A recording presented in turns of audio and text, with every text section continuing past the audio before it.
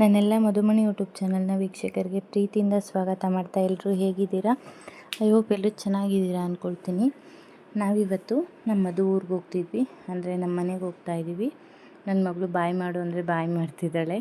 ಅವಳಿಗೆ ಸ್ವಲ್ಪ ಸುತ್ತ ಕಾರಲ್ಲೆಲ್ಲಾದರೂ ಹೋಗ್ಬೇಕಾದ್ರೆ ಆಲ್ಮೋಸ್ಟು ಸುತ್ತ ನೋಡ್ತಾನೆ ಇರ್ತಾಳೆ. ನಿಯರ್ ದೆನ್ ಆಲ್ರೆಡಿ ಮನೆ ಹತ್ರನೇ ಬಂದ್ವಿ.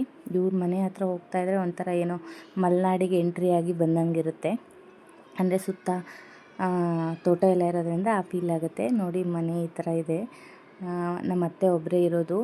ತೋಟದ ಕೆಲ್ಸಕ್ಕೆ ಬೇರೆ ಬಂದಿದ್ದಾರೆ ಸ್ವಲ್ಪ ಜನ. ಅವ್ರಿಗೆಲ್ಲ ತಿಂಡಿ ಮಾಡಿ ಆಲ್ಮೋಸ್ಟ್ ಎಲ್ಲ ಹರಡೆ ಇದೆ. ಈಗ ಹೋಗಿ ನಾನು ಸ್ವಲ್ಪ ಎಲ್ಲ ಎತ್ತಿಟ್ಕೋಬೇಕು. ಟೊಮೊಟೊ ಬಾತ್ ಮಾಡಿದರು. ಟೊಮೊಟೊ ಬಾತ್ ತಿಂದು ನಾನು ಕೂಡ ತಿಂದು ನನ್ನ ಮಗಳಿಗೂ ತಿನ್ನಿಸಿ ಆಲ್ಮೋಸ್ಟ್ ಅಲ್ಲೇ ಅವಳು ಮಲ್ಕೊಂಡಿದ್ದಾಳೆ. 10:30 ಆದಮೇಲೆ ಮಲ್ಕೊಂಡ್ಬಿಡ್ತಾಳೆ ತಿಂಡಿ ಎಲ್ಲ ತಿಂದ್ಕೊಂಡು.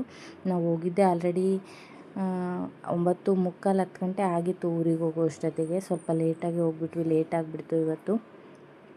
ಇದು ನಾವು ಮಲ್ಕೊಳ್ಳೋಂಥ ರೂಮು. ಆಲ್ಮೋಸ್ಟ್ ಒಂದೇ ದಿನವೇ ಹೋಗ್ಬಿಟ್ಟು ಅವತ್ತು ಸಂಜೆನೇ ಬರ್ತೀವಿ. ಉಳ್ಕೊಂಡ್ರೆ ಆ ಸೊಳ್ಳೆ ಪದ್ರ ಈ ಕಡೆ ಕಟ್ಕೊತೀವಿ, ಸೊಳ್ಳೆ ಜಾಸ್ತಿ ಅಂತ. ಈ ಕಡೆ ಸಿಂಗಲ್ ಬೆಡ್ರೂಮ್ ಮಾಡ್ಕೊಂಡಿದ್ದೀವಿ. ಪಕ್ಕದಲ್ಲೇ ಶೆಡ್ ಥರ ಮಾಡಿದ್ದಾರೆ ದೊಡ್ಡದಾಗೆ, ದನ ಕರುಗಳನ್ನೆಲ್ಲ ಕಟ್ಕೊಳ್ಳೋದಕ್ಕೆ, ಕೊಬ್ಬರಿ ಹಾಕ್ಕೊಳ್ಳೋದಕ್ಕೆ. ಆಲ್ಮೋಸ್ಟ್ ಹುಲ್ಲು ತುಂಬ ದೊಡ್ಡದಾಗೇ ಇದೆ, ಎಲ್ಲನೂ ಹಾಕ್ಕೋಬೋದು. ಒಂದು ಫ್ಯಾಮಿಲಿ ಇರೋದಕ್ಕೆ ತೀರಾ ದೊಡ್ಡ ಮನೆಯೂ ಅಲ್ಲ, ಆರಾಮಿದೆ. ಮೇಲೊಂದು ರೂಮ್ ಇದೆ, ಮೇಲೆ ಸ್ವಲ್ಪ ದೊಡ್ಡದಾಗೇ ಇದೆ ರೂಮು. ಅಂದರೆ ಈ ಕೆಳಗಡೆ ಇರೋ 2 ರೂಮು ಸೇರಿಸಿ ಮೇಲೆ ಒಂದು ಸಿಂಗಲ್ ರೂಮೇ ಮಾಡಿದ್ದಾರೆ. ಆ ರೂಮಲ್ಲಿ ಆಲ್ಮೋಸ್ಟ್ ಯಾರಾದರೂ ನೆಂಟರು, ಆಲ್ಮೋಸ್ಟ್ ಗೆಸ್ಟ್ ಬಂದರೆ ಗೆಸ್ಟ್ಗಂತಲೇ ಮತ್ತು ಇಲ್ಲಿ ಮೇಲ್ಗಡೆ ಆರಾಕೋಂಥ ಕಾಳು ಕಡ್ಡಿಗಳನ್ನೆಲ್ಲ ಅಲ್ಲೇ ಇಟ್ಕೊತಾರೆ ನಮ್ಮತ್ತೆ. ಬಿಸಿಲಿದ್ರೆ ಬೇಗ ಆರ್ಕೊಳ್ಳೋದು, ಮಳೆ ಪಳೆ ಬಂದರೆ ಬೇಗ ಎತ್ತಿಟ್ಕೊಂಡ್ಬಿಡೋದು ಹಂಗೆ ರೂಮ್ ಒಳಗಡೆನೆ ಅಂತ. ಅಡಿಕೆ ಇಂಥದ್ದನ್ನೆಲ್ಲ ಅಡಿಕೆ ಟೈಮಲ್ಲೆಲ್ಲ ಭಾಳ ಯೂಸ್ ಆಗುತ್ತೆ ಈ ರೂಮ್. ಆಲ್ಮೋಸ್ಟು ಬೇಸಿಗೆ ಟೈಮಲ್ಲೂ ಅಷ್ಟೇ, ಸೆಕೆಗೆ ಕಿಟಕಿ ವಿಂಡೋ ಬಾಗಿಲೆಲ್ಲ ತಕ್ಕೊಂಬಿಟ್ಟು ಆರಾಮಾಗಿ ಮಲ್ಕೊಂಡ್ಬಿಡ್ಬೋದು, ಏನೂ ಟೆನ್ಷನ್ ಇರೋದಿಲ್ಲ. ನಮ್ಮ ನಾಯಿ ಇದೆ ಮನೇಲಿ, ಒಂದು ಹುಳ ಕೂಡ ಮೇಲಕ್ಕೆ ಹತ್ತಿ ಬರೋಕ್ಕೆ ಬಿಡೋಲ್ಲ, ಅಂದರೆ ಅಷ್ಟು ಸೇಫ್ ಇರುತ್ತೆ.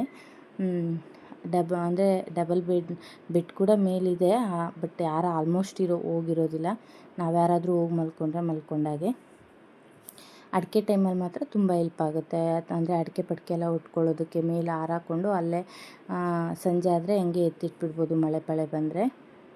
ನಮ್ಮ ಮನೆ ಮೇಲೆ ನಿಂತ್ಕೊಂಡ್ರೆ ಸುತ್ತ ಆಲ್ಮೋಸ್ಟ್ ವ್ಯೂ ಒಂದು 2-3 ಎಕರೆ ಅಷ್ಟು ಡಿಸ್ಟೆನ್ಸ್ ಅಷ್ಟು ನೀಟಾಗಿ ಕಾಣುತ್ತೆ. ಮೇಲೆ ನಿಂತ್ಕೊಂಡ್ರೆ ಯಾರು ಒಳಗಡೆ ಬಂದರು ಹೊರಗಡೆ ಹೋದರು ಎಲ್ಲನೂ ನೋಡ್ಬೋದು ಆರಾಮಾಗಿ.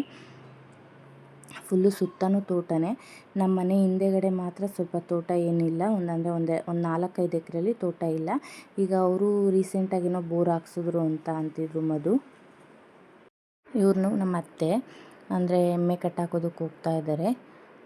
1-2 ಎಮ್ಮೆ ಇದೆ, ಹಾಲು ಕರಿಯೋದೊಂದು, ಒಂದು ಹಾಲು ಕರಿಯೋದಿಲ್ಲ ಗಬ್ಬ ಆಗಿದೆ ಅನಿಸುತ್ತೆ. ಒಂದು ಕರು ಇದೆ, ಒಂದು ಜೊತೆ ದನಗಳೇನೋ ಇದ್ದಾವೆ. ಹಿಂದೆಗಡೆ ಒಂದು ರೂಮ್ ಇದೆ. ಒಟ್ಟು 4 ರೂಮ್ ಇದೆ ಮನೇಲಿ. ಈ ರೂಮ್ ಫುಲ್ಲು ರೇಷನ್ನು, ಕಾಳು ಕಡ್ಡಿ, ಅಡಿಕೆ ಇದನ್ನು ಉಟ್ಕೊಳ್ಳೋದಕ್ಕೆ ಅಂತಲೇ ಇಟ್ಕೊಂಡಿದ್ದಾರೆ. ದನ ಕರುಗಳ ಐಟಮ್ಸು, ಬಿತ್ತನೆ ಮಾಡೋ ಅಂಥವು ಸುಮಾರು ಐಟಮ್ಸ್ ಇರ್ತಾರೆ. ರೈತರು ಅಂದರೆ ಆಲ್ಮೋಸ್ಟು ಅವ್ರ ಮನೆಯೆಲ್ಲನೂ ಅದಕ್ಕೆ ಸಂಬಂಧಪಟ್ಟಾಗೆ ಇರುತ್ತೆ. ಮನೇಲಿ ಇಂಥದ್ದೇ ರೂಮು ಅಂತ ಏನಿರೋದಿಲ್ಲ, ಆಲ್ಮೋಸ್ಟು ಕೃಷಿ ಮಾಡೋರ್ದು ಜೀವನನೇ ಆಗಿರುತ್ತೆ. ಹಿಂದೆಗಡೆ ಫುಲ್ಲು ಶೆಡ್ಡು. ಈಗ ಒಂದು 3-4 ತಿಂಗಳಿಂದ, ಅಂದರೆ ಬೇಸಿಗೆ ಟೈಮಲ್ಲಿ ಕಡಲೆ ಗಿಡ ಹಾಕ್ಕೊಂಡಿದ್ರು, ಅದ್ರ ಬಳ್ಳಿ ಎಲ್ಲ ಇಲ್ಲೇ ಉಟ್ಕೊಂಡಿದ್ದಾರೆ ಶೆಡ್ ಕೆಳಗಡೆನೆ. ನಮ್ಮದು ಊರಿಗೆ ಆಚೆಗಡೆ ಇರೋದ್ರೆ ಒಂಥರ, ಬಟ್ ಊರಿಗೆ ಬಂದ ತಕ್ಷಣ ಆರಾಮಾಗಿ ರೈತರ ಮಗ ಹೇಗಿರ್ತಾರೋ ಆ ರೀತಿ ಚೇಂಜ್ ಆಗಿಬಿಡ್ತಾರೆ. 10 ನಿಮಿಷಕ್ಕೆ ಬಂದ ತಕ್ಷಣ ತಿಂಡಿ ತಿಂದ್ಕೊಂಡು ಆಲ್ಮೋಸ್ಟ್ ಅವ್ರ ಕೆಲಸ ಏನಿದೆಯೋ ಅದನ್ನು ಪಟ ಅಂತ ಮಾಡ್ಕೊಳ್ಳೋಕೆ ಸ್ಟಾರ್ಟ್ ಮಾಡಿರ್ತಾರೆ. ಅಂದರೆ ಒಂದೇ ದಿನವೇ ಅವ್ರಿಗೆ ಸಿಗೋ ಒಂದಿನ ರಜೆಯಲ್ಲೇ ಆಲ್ಮೋಸ್ಟ್ ಎಷ್ಟಾಗುತ್ತೋ ಅಷ್ಟು ಕೆಲಸ ಮಾಡ್ಕೊಳ್ತಾರೆ. ಹಿಂದೆಗಡೆ ಈಗ ರೀಸೆಂಟಾಗಿ ಒಂದು 15 ದಿನ 20 ದಿನದ ಬ್ಯಾಕೇನೋ ಬೋರ್ ಹಾಕ್ಸಿದ್ರಂತೆ. ಇನ್ನು ಅವರು ತೋಟ ಕಟ್ಟುತ್ತಾರೆ. ಸುತ್ತ ಆಲ್ಮೋಸ್ಟು ಒಂದು 4-5 ಎಕರೆ ಡಿಸ್ಟೆನ್ಸಲ್ಲಿ ಮನೆಗಳಿದೆ. ಏನು ಯಾವ ಮನೆ ಇಲ್ಲ, ಒಂಟಿ ಮನೆ ಅನ್ನೋ ಹಾಗೇನಿಲ್ಲ.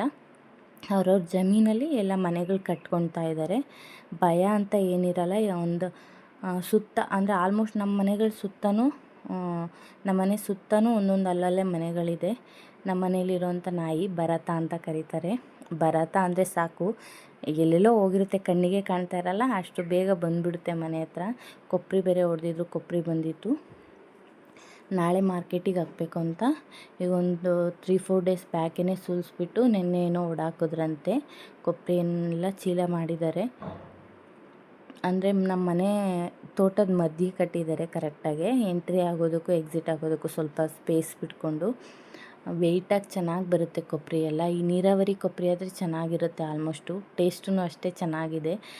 ಎಣ್ಣೆ ಬೇರೆ ಖಾಲಿ ಆಗಿಬಿಟ್ಟಿತ್ತು ಮನೇಲೂ. ಕೊಬ್ಬರಿ ಅಂದರೆ ಮನೇಲಿ ಹಾಕುವಂಥ ಕೊಬ್ಬರಿಯಿಂದಲೇ ಎಣ್ಣೆ ಮಾಡಿಸ್ಕೊತೀವಿ. ಈಗ ಒಂದು ತಿಂಗಳಿಂದ ಎಣ್ಣೆ ಇರಲಿಲ್ಲ. ನಾನು ಕೂಡ ಗೋಲ್ಡ್ ವಿನ್ನರ್ ಯೂಸ್ ಮಾಡ್ತಾಯಿದ್ದೆ ಈಗ 1-2 ತಿಂಗಳಿಂದಲೂ. ಈಗ ಮತ್ತೆ ಕೊಬ್ಬರಿ ಬಂದಿದೆ ಅಂತ ಅದಕ್ಕೋಸ್ಕರನೇ ಎಣ್ಣೆನೂ ಹಾಕಿಸ್ಕೊಂಬರೋದಾಗುತ್ತೆ ಅಂತ ಹೋಗಿದ್ವಿ. ಸ್ವಲ್ಪ ಚಿಪ್ಪು ಬಿಡೋದಿಲ್ಲ ಕೆಲವೊಂದು, ಅದನ್ನೆಲ್ಲ ಎಬ್ತಾ ಇದ್ದಾರೆ. ಅದು ಎಬ್ಬೋದಕ್ಕೆ ಏನಂತಾರೋ ನಂಗೆ ಗೊತ್ತಿಲ್ಲ, ಬಟ್ ಅದನ್ನು ಕೊಬ್ಬರಿ ಎಬ್ಬೋದಕ್ಕೆ ಅಂತಲೇ ಮಾಡಿಸಿಟ್ಕೊಂಡಿರೋದಂತೆ. ಕೆಲವೊಂದು ಕೊಬ್ಬರಿ ಬಿಡೋದಿಲ್ವಂತೆ. ಉಂಡೆ ಅಂದರೆ ಒಡೆದ ತಕ್ಷಣ ಕೆಲವು ಉಂಡೆಗಳು ಹಂಗೆ ಚಿಪ್ಪಿಂದ ಆಚೆ ಬಂದುಬಿಡ್ತವೆ, ಕೆಲವೊಂದು ಆ ಥರ ಅಂಟ್ಕೊಂಡಿರ್ತವೆ. ಅವನ್ನೆಲ್ಲ ಈ ರೀತಿ ಬಿಡಿಸ್ಕೊತಾರೆ. ಬಟ್ ಕೊಬ್ಬರಿ ಅದೆಲ್ಲ ಚೆನ್ನಾಗಿದೆ, ಯಾವುದೂ ಹೋಗಿಲ್ಲ. ಅದು ಎನಿವೇ ನಾವು ಇವಾಗ ಕೊಬ್ಬರಿ ಹಾಕಿಸ್ಬೇಕಂದ್ರೆ ಚಿಕ್ಕದಾಗಿ ಕಟ್ ಮಾಡಬೇಕು.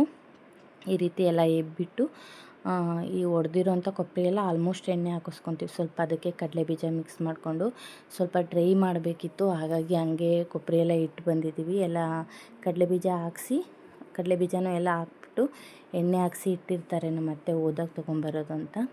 ಸ್ವಲ್ಪ ಕಾಯಿ ಬೇರೆ ಕಿತ್ತಿದ್ರು, ತೆಂಗಿನಕಾಯಿನೆಲ್ಲ ಒತ್ತಾಕ್ತಾಯಿದ್ರು ನಮ್ಮ ಮನೆಯವರು. ಸುಮಾರಷ್ಟು ಆಗುತ್ತೆ. ಬಿದ್ದ ಕಾಯೆಲ್ಲ ಬಿದ್ದಂಗೆಲ್ಲ ನಮ್ಮ ಅತ್ತೆಯವ್ರು ತೊಗೊಬರ್ತಿರ್ತಾರೆ. ಒಂದು 2 ತಿಂಗಳು 3 ತಿಂಗಳು ಹಿಂಗೆಲ್ಲ ಕಾಯಿ ಕೀಳ್ತಾ ಇರ್ತಾರೆ. ಕಿತ್ತಾಗಿ ಇವ್ರು ಹೋದ್ರೇನು ಮಧು ಒತ್ತಾಕ್ತಾರೆ, ಎಲ್ಲ ತಂದು ಇದರಲ್ಲಿ ಕಾಯಿ ಶೆಡ್ಡಲ್ಲಿ ಹಾಕ್ಬಿಡ್ತಾರೆ. ಕೊಬ್ಬರಿ ಮಾಡಿಸೋದ್ರಿಂದ ಕಾಯೆಲ್ಲ ಏನು ಮಾರೋದಿಲ್ಲ, ಫುಲ್ ಕೊಬ್ಬರಿಗೆ ಹಾಕ್ಕೊತಾರೆ. ಇದು ವೀಳ್ಯದೆಲೆ ತೋಟ, ಬಳ್ಳಿ ಎಲ್ಲ ನೀಟಾಗಿ ಕಟ್ಟಬೇಕು. ಅಂದರೆ ಸ್ವಲ್ಪ ಆ ಕಡೆ ಎಲ್ಲ ಅಕ್ಲು ಹೊಡ್ಕೊಂಡಿದೆ.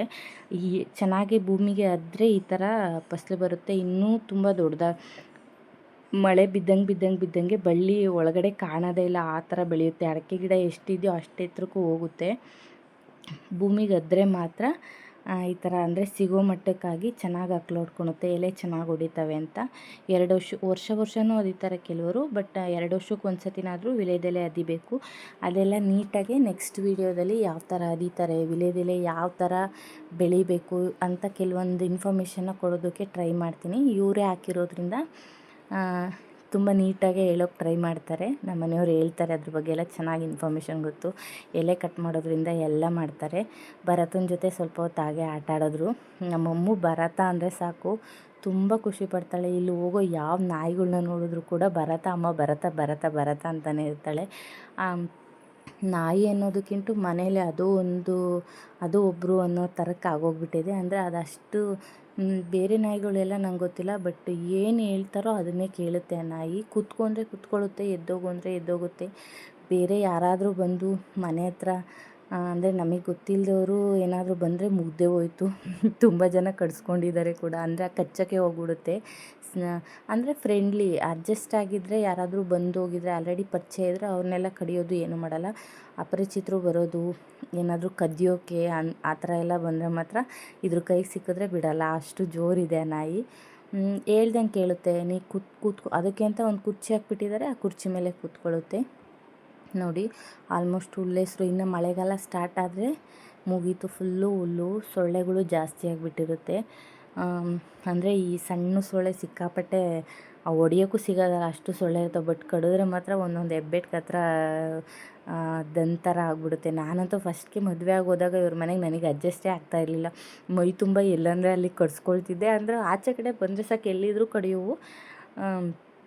ಆವಾಗ ಒಂದು 6 ತಿಂಗಳು ಅಲ್ಲೇ ಇದ್ದೆ ಅನಿಸುತ್ತೆ. ಆವಾಗಂತೂ ಮುಖದ ಮೇಲೆ ಎಲ್ಲೆಲ್ಲಿ ಬೇಕೋ ಅಲ್ಲಲ್ಲೇ ಕಚ್ಚಿರೋವು, ದದ್ದಾಗೋವು. ನನಗೆ ಅದು ಅಡ್ಜಸ್ಟ್ ಆಗ್ತಿರಲಿಲ್ಲ. ಬಟ್ ಇವ್ರಿಗೆ ಗೊತ್ತಿಲ್ಲ, ಇವರೆಲ್ಲ ಅಡ್ಜಸ್ಟ್ ಆಗಿ ಅವ್ರ ಮನೆಯವ್ರಿಗೆ ಯಾರಿಗೆ ಕಚ್ಚಿದ್ರು ಅವ್ರಿಗೆ ಏನೂ ಆಗ್ತಾಯಿರಲಿಲ್ಲ.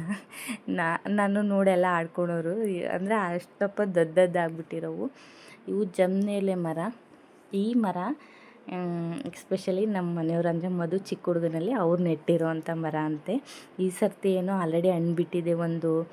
ಒಂದು ಚಿಕ್ಕ ತಟ್ಟಿಯಷ್ಟು ಗಾತ್ರಕ್ಕೆ ತುಂಬ ಹಣ್ಣು ಬಿಟ್ಟಿತ್ತು. ನಾನೇ ಹತ್ತಿ ಬಿಡಿಸ್ದೆ. ತುಂಬ ಚೆನ್ನಾಗಿತ್ತು ಅಂತ. ಅಂದರೆ ಅವರೇ ಹಾಕಿ ಬೆಳೆಸಿರೋದಲ್ಲ, ಒಂಥರ ಖುಷಿ. ಇದೆಲ್ಲ ಇವ್ರ ಅಪ್ಪಾಜಿ, ಇವ್ರ ತಾತ ಅವ್ರು ಹಾಕಿ ಬೆಳೆಸಿರೋಂಥ. ಇವು ಕೂಡ ಜಮನೇರಳೆ ಮರಗಳೇ, ಅಂದರೆ ತುಂಬ ಹಳೆಯ ಮರಗಳು ಜಾಸ್ತಿ ಮೇಲಕ್ಕೆ ಹೋಗ್ಬಿಟ್ಟಿದ್ದಾವೆ.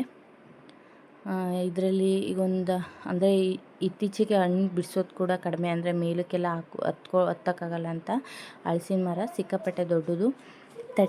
ಈ ತಟ್ಟಿಲಿ ನೀರು ಬಿಟ್ಕೊತಾರೆ. ಈ ವಿಳೆದೆಲೆ ಎಲ್ಲ ಬಿಡಿಸಿದ್ರೆ ಅದನ್ನು ಹದ್ದೋದಕ್ಕೆ ಚೆನ್ನಾಗಿರುತ್ತೆ. ಮತ್ತು ಬೇಸಿಗೆ ಟೈಮಲ್ಲಿ ದನ ಕರುಗಳು ಎಲ್ಲ, ಇದು ನಾನು ಹಾಕಿರೋಂಥ ದುಂಡು ಮಲ್ಲಿಗೆ, ಚೆನ್ನಾಗಿ ಹೂವು ಎಲ್ಲ ಅಕ್ಲೋಡ್ಕೊಂಡು ಹೂವು ಬಿಟ್ಟಿದೆ.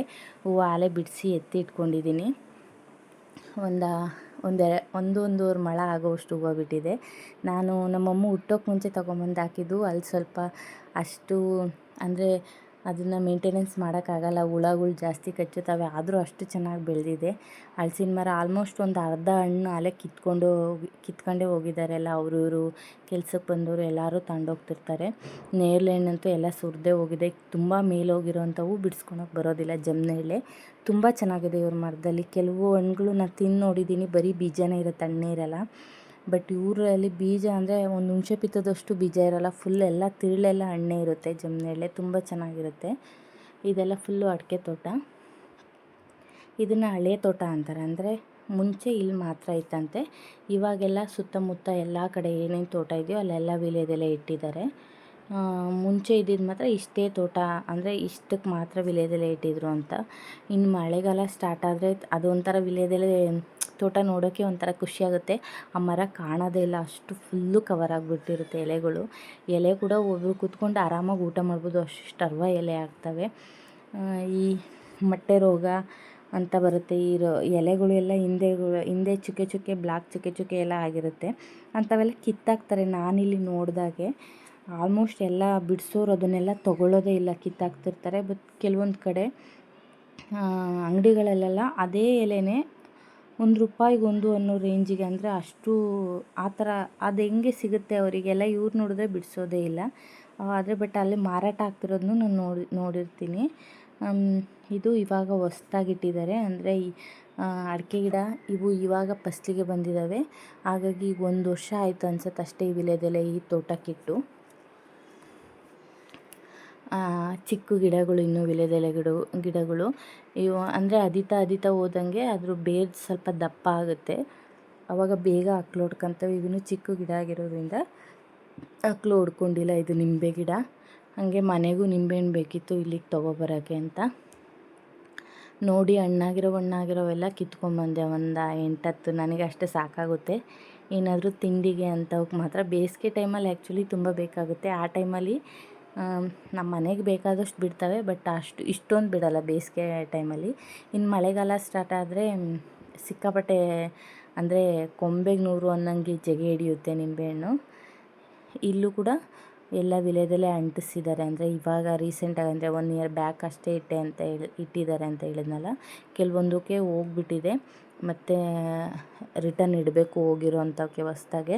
ಹೊತ್ಕೊಳ್ಳೋದೇ ಕಷ್ಟ, ಹತ್ಕೊಂಡ್ರೆ ಚೆನ್ನಾಗಿ ಬರೋಕ್ಕೆ ಸ್ಟಾರ್ಟ್ ಆಗುತ್ತೆ. ಇಲ್ಲಿ ಹಳ್ಳ ಹೋಗುತ್ತೆ ಇಲ್ಲೊಂದು, ಅದು ಫುಲ್ಲು ತುಂಬಿಟ್ಟು ಈ ಕಡೆ ಅಲ್ಲಿ ಏನು ಸಸಿಗಳು ಹೊಸ್ದಾಗಿ ಇಟ್ಟಿದ್ದಾರೆ ಅಂತ ಅನ್ನಲ್ಲ, ಅಲ್ಲೆಲ್ಲ ತುಂಬಿ ಹರಿಯುತ್ತೆ. ಅಷ್ಟು ಜೋರಾಗಿ ಬರುತ್ತೆ ಹಳ್ಳ ಬಂದರೆ. ನೋಡಬೇಕು, ಇನ್ನು ಮಳೆಗಾಲ ಈಗ ಸ್ಟಾರ್ಟ್ ಆಗಿದೆ ಅಲ್ವಾ, ಇನ್ನೇನಾದರೂ ತುಂಬ ಹರಿಯುತ್ತಾ ಅಂತ.